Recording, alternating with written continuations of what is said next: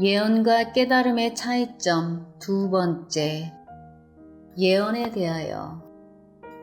많은 사람들이 예언서를 본다든가 환시를 본다든가 아님 불자나 교회 신자들이 간증을 하면서 자신의 경험들을 얘기하는 것을 들은 적이 있을 것입니다. 사람은 아는 대로 말하고 아는 만큼 말하고 꿈속에서 본 것 또는 경험한 것을 말하고 공부해서 머릿속에서 이치를 깨달은 것만 말합니다. 즉 완전히 모르는 것은 말을 하지 못합니다. 사람들이 잘난 척을 하거나 거짓말을 하려 해도 조금이라도 알아야 할 수 있습니다.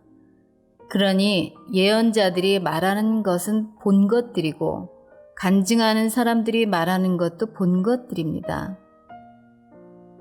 양자역학의 이론 물리학자들의 말을 들으면 우리는 어쩌면 3차원 외에 다른 차원이 바로 우리 옆에 있는 것인지도 모릅니다. 라는 말을 합니다. 물질이 없는 세계를 상상해 볼 수가 있으면 좋겠으나 경험이 없는 사람에게는 이해하기 어렵습니다. 그렇다 하더라도 꿈을 경험한 사람들은 많을 테니 꿈속에서 보는 세계라고 이해하면 됩니다. 이런 현상을 가리켜 영문이 열렸다고 합니다. 사람이 본시 영체인데 4차원을 보는 것입니다. 그러면 이러한 것들이 특별한 것일까? 그렇지는 않습니다. 특히나 대한민국 사람들은 그런 경험을 많이 합니다. 그것은 하나의 재능입니다. 어린아이가 노래를 특히 잘하는 것도 IQ가 좋아서 똑같은 시간에 어려운 문제를 척척 풀어내는 것도 바이올린을 특히 잘 켜는 것도 주어진 재능입니다. 재능은 환경으로부터 주어진 것으로 기초적인 것입니다.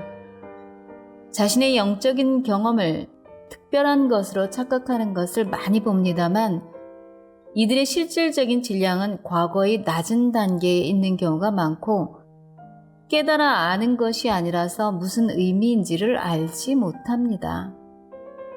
어린아이가 공부를 잘하는 것도 똑같이 재능인데 이런 재능에다가 피나는 노력이 첨가될 때 비로소 판사가 되고 기업가가 되고 사회적 질량이 쌓여가는 것입니다.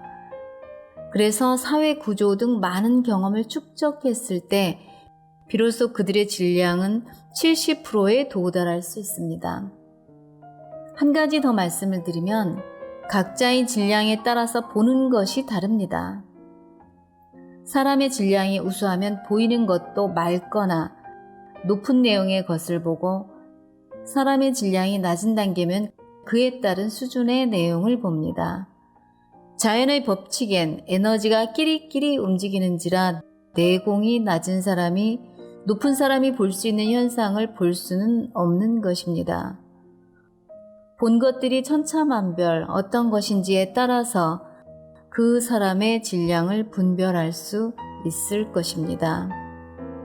그러니 우리가 예언이든 명리학이든 천재이든 노력이 없다면 사람들의 고통의 이유를 설명해 줄 수는 없어 소용이 없습니다.